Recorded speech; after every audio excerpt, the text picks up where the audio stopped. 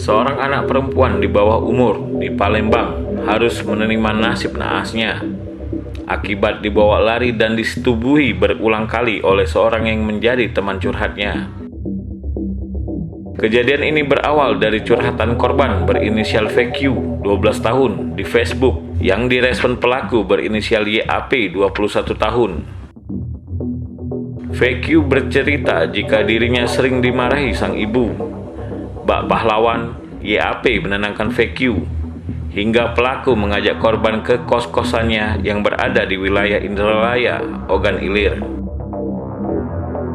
Di dalam kos-kosan tersebut, pelaku melancarkan aksinya menyetubuhi korban berkali-kali. Diketahui pelaku YAP merupakan warga desa Burnai Timur, Kabupaten Ogan Komering Ilir, Provinsi Sumsel. Dalam penjelasannya, Dirkrimum Polda Sumsel, Kombes Polisi Muhammad Anwar SIK melalui Kasubdit PPA Kompol Tri Wahyudi mengatakan, korban dimarahi ibunya karena sering bermain ponsel. Korban yang sering curhat kepada pelaku lalu diajak pelaku bertemu. Setelah melampiaskan nafsunya, pelaku kemudian mengantar korban ke rumah keluarga korban di Ogan Ilir. Ternyata pelaku tidak puas dengan aksinya hingga mencoba menghubungi korban kembali, namun ponsel korban sudah dipegang sang ibu korban.